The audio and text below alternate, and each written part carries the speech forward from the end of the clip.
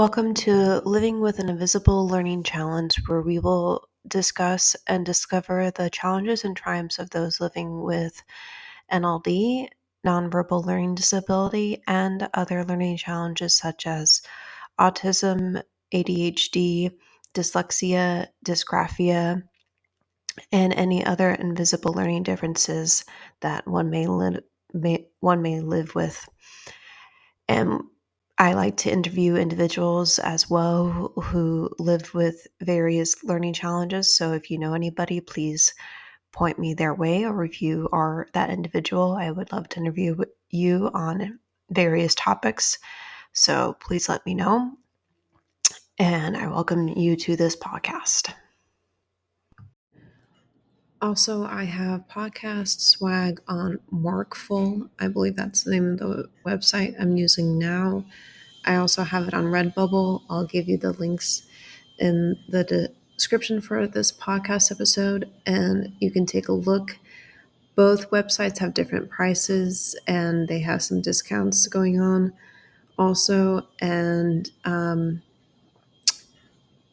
one has t-shirts and some apparel that you can buy and some drinkware. So see which one you would like better. All right. Good morning. Happy Friday. What is, how is, and why is NVLD beautiful or a blessing in disguise, or being neurodivergent or having chronic pain a good thing? Why is it a good thing to be authentically you and not mask your neurodiversity? Why shouldn't you mask your neurodiversity? I've always had a difficult time being myself, especially around people that don't know much about me. I usually don't hide the challenges that my learning difference and chronic migraine conditions present to my close friends and family, because they know what it is like for me since they live with me and have known me for a while. They also generally want to help and support me. How can they do that if I mask who I am? I would like to discuss why I think neurodiversity and the chronic pain I have are a blessing in disguise, and why shouldn't you mask who you are and your challenges, but should embrace them to make your life easier on you and on others, hopefully. We'll also explore what it is being done in the workplace to make it easier for neurodivergents to find careers they will enjoy and keep. The first article is titled "The Beauty of Neurodiversity: Celebrating Our Unique Minds" by Psychologues magazine, written in June 4th of 2023. Quote, "But this neurodiversity can also bring special capabilities. These may include strong pattern recognition, analytical thinking, deep focus and enhanced memory, heightened sensory awareness, creativity, and visual processing skills are also common. But most importantly, having neurodivergent people in the workplace enhances diversity of thought. Neurodivergent people with their different brains often look at the world from a unique perspective and can offer out-of-the-box solutions to some of the world's biggest problems," close quote. So I definitely agree with that, because there have been times when I have been helping my parents at their nonprofit with trying to creatively solve solutions or problems, and provide solutions for them. In fact, one of them that was pretty recent, we were doing like an after action meeting. And what that means is that we were trying to discuss an event that we had earlier this year and trying to see how we can make it be better if we have it again. And one of the things we wanted to do differently next time is promote our cafe and partners. And I had a thought that it might be good to advertise what we have in our cafe and in partners before the people are there at the event, because they're standing in line for their ticket when they're there. But it would be a little tricky to do that, because if they saw the prices, they thought they might be paying for it when they get the ticket online, when they would only pay for it there. But I was trying to think, oh, maybe this would be a good way for us to advertise and say, hey, this is what we have at our cafe. If you know what you want to get, maybe you can let us know now. And then when you are there, you can pay for it there, sort of thing. But that's just one example of like creative thinking. Another one,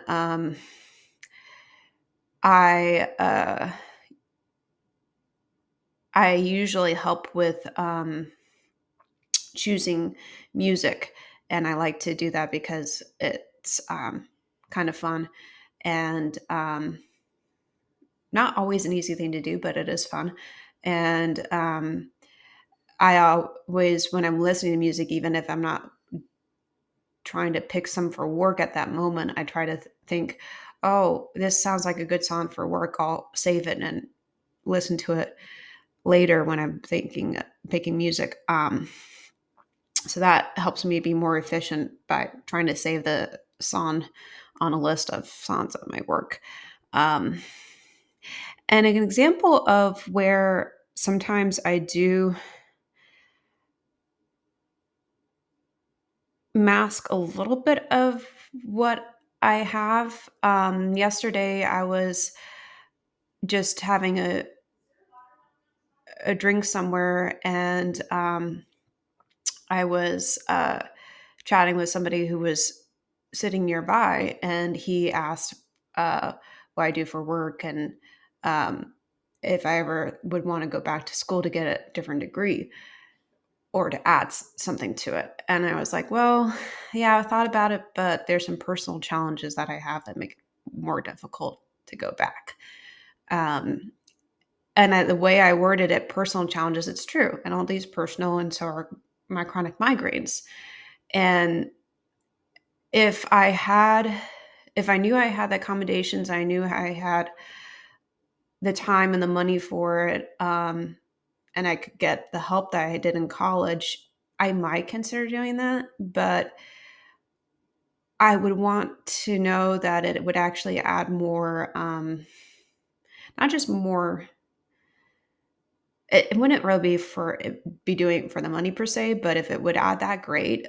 But if it would add, more fun or a different aspect to my job than I have currently, I'm not sure if it would, because I'm pretty good at doing the tech part I have right now. The only other thing I don't know how to do is code, and I don't need to know how to do that right now. So we'll see. Anyways, the second article is titled "What It Is Really Like to Be Neurodivergent" by Sean McAllister, written in June 3rd of 2023. Quote, around 15 to 20% of the people are neurodivergent. But what makes someone neurodiverse? And what are the traits, the strengths, and the struggles? Zurich employees Cara Atha and Karen O'Brien share their experiences of having dyspraxia and ADHD. Neurodivergent is a non-medical term for when someone's brain processes, learns, or behaves differently from what is considered, in quotes, typical. Neurodiverse people think, process thoughts and experiences, and interact with the world around us in a unique way. It is thought that about 15 to 20% of the population is neurodiverse. This includes up to 10% of people who are diagnosed with dyslexia, 6% with dyspraxia, 5% with ADHD, and 1 to 2% with autism. And the percentage for NBLD is 3%, but I think that's for children specifically. Neurodivergent minds possess a kaleidoscope of unique strengths, perspectives, and talents that add vibrant hues to the tapestry of humanity. And neurotypical refers to non-neurodivergent individuals, that is, in any variation in how their brains function has little effect on their strengths and challenges. Neurodivergent conditions exist on a spectrum, meaning that there is a broad range of characteristics and experiences within each condition. Each individual with a neurodivergent condition is unique with their own strengths, challenges, and ways in which the condition manifests. This diversity within neurodivergent conditions highlights the importance of understanding and appreciating the individuality of each person's experience. Individuals with autism spectrum disorder, or ASD, for instance, could display various patterns of sensory sensitivity or have advantages in particular cognitive domains like math or music. Similarly, with ADHD, individuals may experience different combinations of symptoms such as primarily inattentive or primarily hyperactive impulsive presentations. Close quote.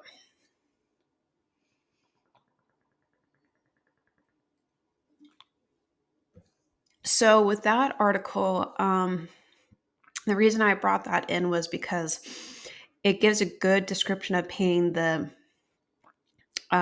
different neurodivergent diagnoses and the spectrum that I believe all of them have, actually, because if you think about it, there's a saying that when you meet one neurodivergent, you've met one neurodivergent, which means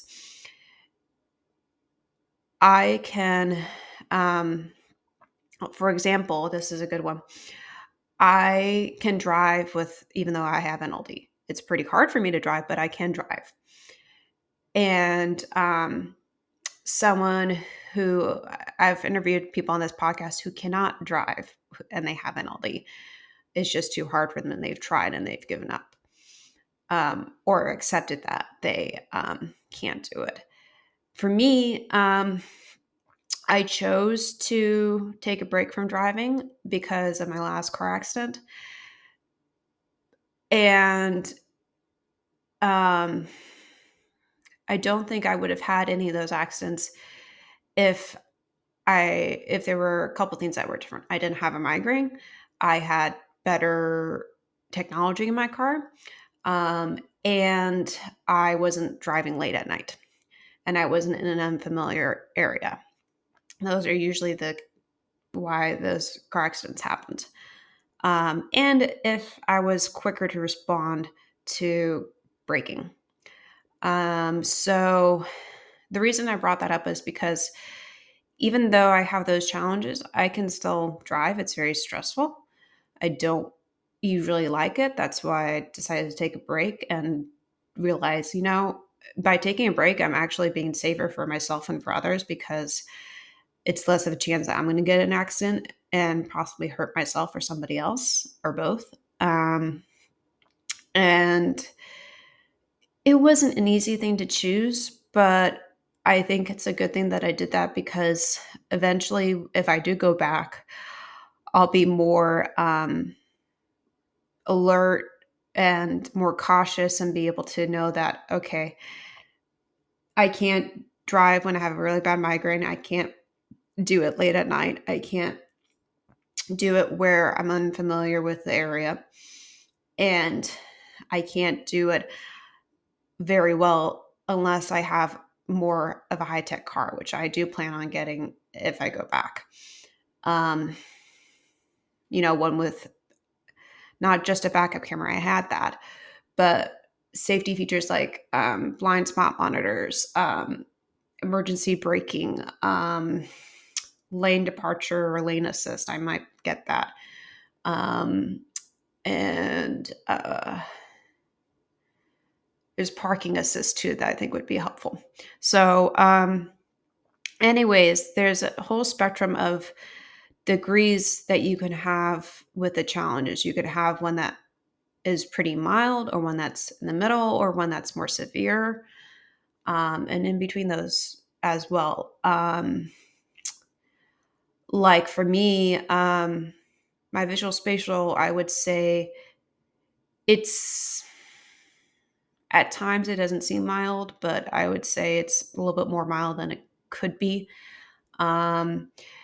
But when I have a bad migraine, it's a little challenging for me to now to feel like my visual spatial is mild, because when your head hurts and you're in pain, it can be hard to process things correctly and accurately. And I think NLD also impacts that. So it's a little bit tricky with that. The third article is titled When Neurodiversity Works by Dana Saragin, written in September 25th of 2019.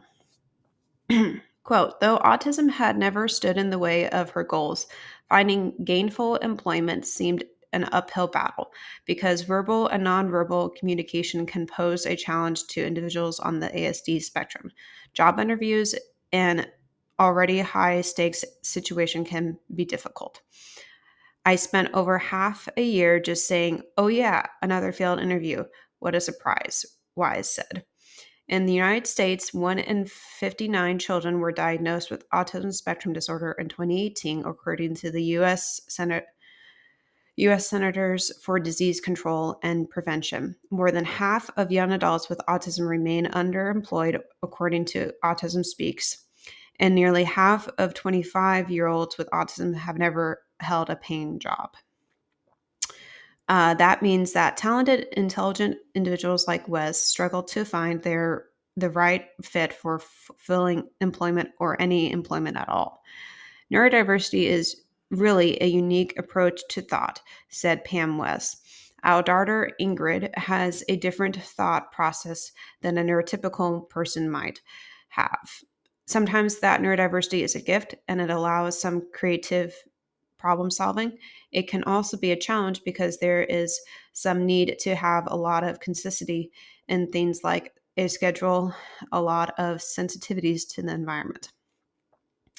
In support of individuals like Wes, IBM launched the IBM Ignite Autism Spectrum Disorder Program in 2017. The program's goal is to help transform spectrum talent by employing them locally and delivering their unparalleled talent directly to IBM clients. And for Ingrid, she believes that individuals with neurodiversity are a blessing in disguise, quotes. That's in quotes.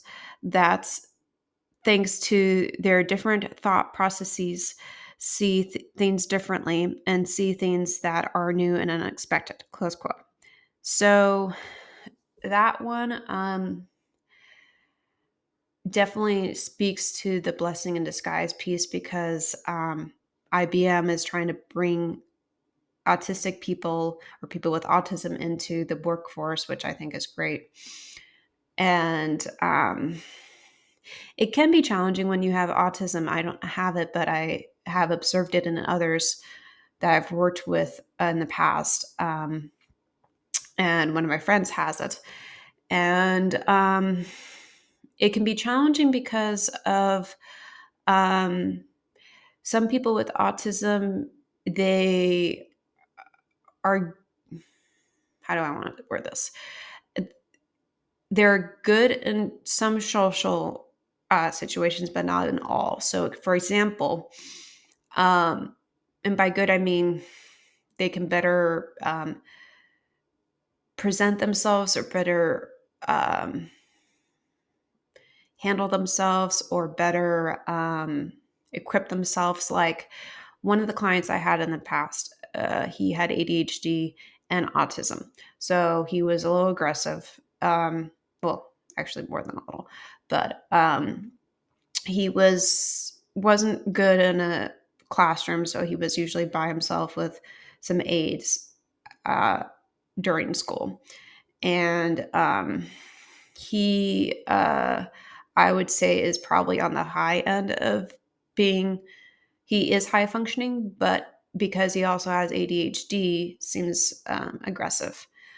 But you can also have autism and ADHD and not be aggressive and just have a tendency to hyper focus on something and have a lot of energy, but have a good way of getting it out, like an exercise or in video games, and be able to better handle yourself when you're an adult than when you are when you're a kid.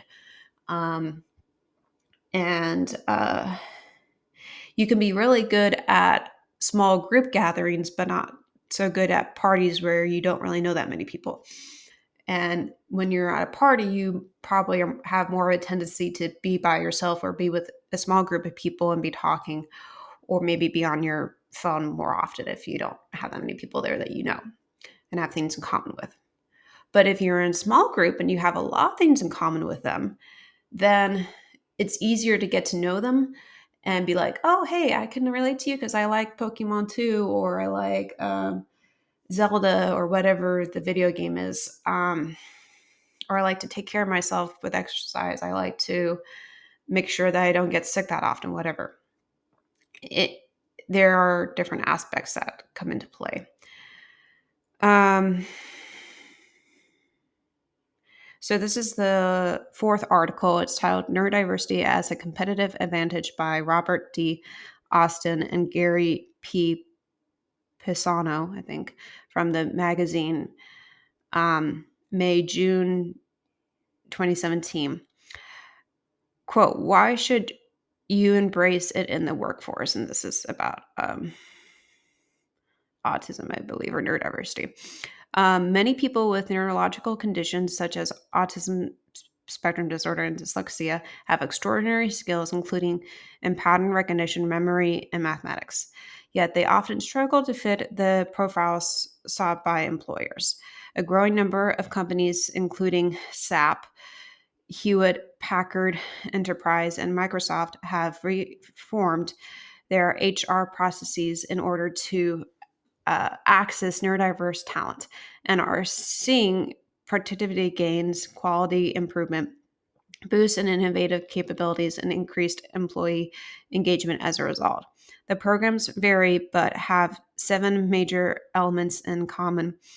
Companies should some bullet points: team with governments or nonprofits experienced in working with people with disabilities, use non-interview assessment processes, train other workers and managers in what to expect, set up a support system, tailor methods for managing careers, scale the program, mainstream the program. The work for managers will be harder, but the payoff to companies will be considerable. Access to more of their employees' talents, along with diverse perspectives that will help them compete. Benefits from neurodiversity are similar but more direct because neurodiverse people are wired differently from neurotypical people. They may bring new perspectives to a company's efforts to create a or recognize value. Excuse me. So I like that article was trying to change their interview process to bring in more neurodivergent people, because it can be hard to do an interview when you're neurodivergent, because you don't know how to bring up that you're neurodiverse in an interview, and that might not be the best place to bring it up. And so it's like, well, I need to practice answering the questions. How do I do that? How do I know what questions I'm going to be asked? And how do I kind of play role that? And I've done some mock interviews myself where I try to practice with my parents or with my brother, or watch some YouTube videos of different kind of questions that are usually asked and see how people answer them. Those are helpful too. So the fifth article, is that the last one that I'm using? Okay, no, it's not. So the fifth article is titled, What is Neurodivergent Masking and Why Do Professionals Do It? By Jeffrey Howard, written in April 13th of 2023. Quote, neurodivergent professionals engage in masking as a coping mechanism used to conceal aspects of their neurodivergent traits and fit in with workplace norms. Neurodivergent masking refers to the process of concealing or suppressing aspects of one's neurodivergent traits or conditions in order to fit in with the norms of the workplace or society. For working professionals, neurodivergence masking can involve hiding certain behaviors or characteristics that may be perceived as unusual or inappropriate, such as avoiding eye contact, struggling with social interactions, or having difficulty with multitasking. This can be particularly challenging in work environments that prioritize neurotypical social skills, communication, and multitasking abilities, which can put neurodivergent individuals at a disadvantage. Um, I'm going to cut the quote there because I want to give my own example of how I used to mask. I used to pretend that I was, how do I want to say this? I used to kind of hold myself back and be like, I'm not going to talk about NLD so much or my migraine so much. And I think I did that more in college than I do now. Um, and actually a little bit when I graduated too. But it doesn't really help when you mask because it doesn't show somebody who you are or what you really need from them if you need some help. And it's like, it's a disadvantage to yourself, I think, more than not asking. If that makes any sense.